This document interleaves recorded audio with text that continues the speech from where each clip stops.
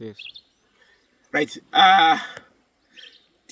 Tinokuchingamidzai zvizvarwa zvenyika yeZimbabwe kumativi mana enyika kwamuri, kumaodzanyemba, kumavirira nekumadokero. Isi tiri kudunhu rinoitwa iro Hwedza kuMashonaland East province.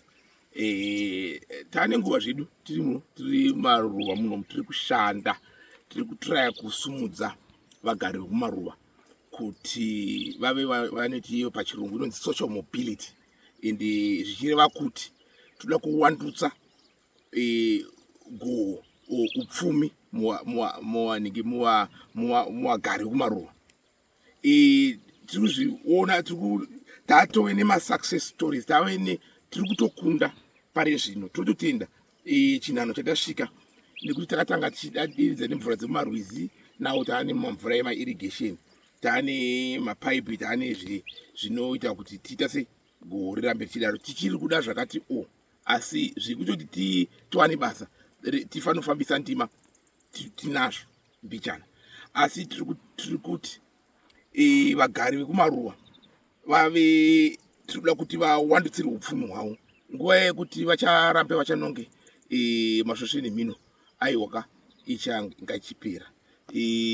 Tiwane kuti titengese zvatiri kurima. Mabasa emaoko ari kuita kuti vakwanise kutengesa bhinzi. Mukuona bhinzi dzirapo. Tine gorosi rarikutarisira ticharigohwa muna September, tova kutokohwa gorosi. Zimbabwe yanoti self sufficiency kuwheat production, asi vekumaruva tiri kuteerawo mashure kuti dai tikwanisewo kuve tine goho rinokwanisa kunge richipindawo kumastatistics.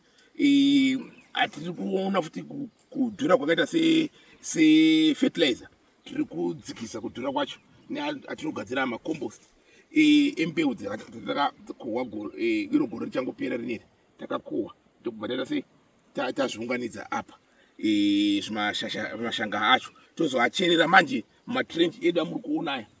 Yes, minda yedu chairamba ichienda kumusoro tichicherera kuti azotipa avanoti manyowa. Saka isi tiri kutenda, asi chatinokurudzira nekukumbira kuisapoti chete, sapoti yekuti titenge kumaruva kuti aiwa vakomana, tipewo order, tipewo 1 ton yenhingi, tipewo 1 ton yembambaira, tipewo 1 ton yenhingi yemakabheji, zvakadaro, tipewo gorosi zvakadaro. Ndo rubatsiro rwatiri kukumbira kuti aiwa vanotenga ivoka kuvarimi vekumaruva, ndokuti tisimukezve. Tingoramba tongotenderera kunge mbudzi yakasungirirwa, hazvichada. Asi zviripo zvacho tiri kuzvitenda. Ramangwana rakajeka renyika yeZimbabwe, rakajeka chaizvo chaizvo, ende tinotenda avo vese vari kutishuwirawo zvakanaka kuti vana veZimbabwe tipedze namo kumaruva, ende angave maschool fees, angave kuenda mari dzekumuzvipatara dzinowanikwa muvhu mukushanda kwatiri kuita. Tinotenda. Zita rangu ndinonzi Taku, ndiri kumaruva eHwedza district, Mashonaland East province. Ndatenda.